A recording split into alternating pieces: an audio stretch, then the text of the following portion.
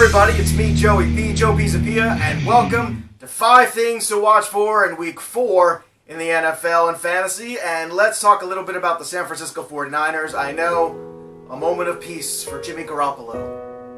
Okay, and the 49ers too. There's your moment of peace. I hope it helped. But look, I know everyone's thinking the sky is falling all this loss, but here's something to keep in mind, okay? People are going to start dropping 49ers. They can basically be had for nothing in trades, and with bye weeks now upon us, it might be wise to acquire some of those on the cheap. And that means the potential of a guy like Pierre Garçon emerging, the possibility of Morris getting more work along with Breida. So right now, watch and see how that San Francisco offense operates with Kyle Shanahan, with a different quarterback, with Beathard so far, and we'll see who else comes into that equation. But right now, you could get some useful potential players for bye weeks on the cheap or basically for free from San Francisco.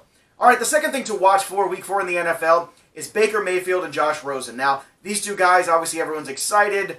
We got more rookie quarterbacks. What more could you possibly ask for? And while everyone's talking about some of the wide receivers, I would key in on some of the tight ends. That means David Njoku, who's incredibly talented, and Ricky Seals-Jones, who is one of my favorite sleeper tight ends coming into the season. Watch and see what kind of workload those two guys get. Usually rookie quarterbacks like to check down, and that could mean decent days for both of those tight ends. All right, the third thing to watch for is A.J. Green being on the field, because if A.J. Green is not on the field for the Cincinnati Bengals, that could have an impact on everybody's new best friend, Tyler Boyd. Now, I love Tyler Boyd. I've talked about him here on these videos before, and actually before he had some big breakout games. How you like that? But, in all seriousness, without A.J. Green on the field, that's asking a lot now for Tyler Boyd, because you can key in more on him. That means no Joe Mixon, no A.J. Green potentially. We shall see. So far, things look good, and even if A.J. Green is just on the field mostly as a decoy, that's still very good, and you can still start Boyd in your lineup. All right, the fourth thing to watch for this week in Week 4 in the NFL is in Green Bay and the evolution of Geronimo Allison. Yes, because Randall Cobb is really not the favorite entity there, and the organization already rumored to be wanting to move on from him in the offseason, but here we are at a point with Geronimo Allison where you saw some good work out of him last week.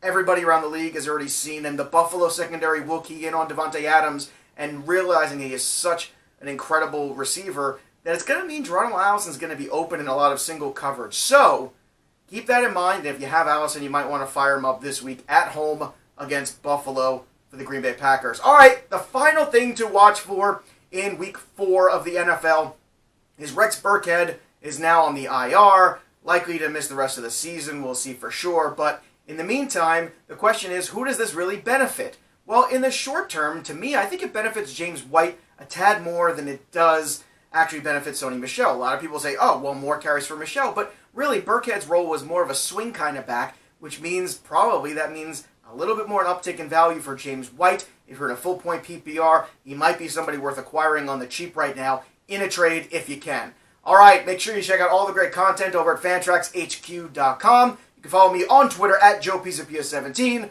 For everybody here at Fantrax, stay on track.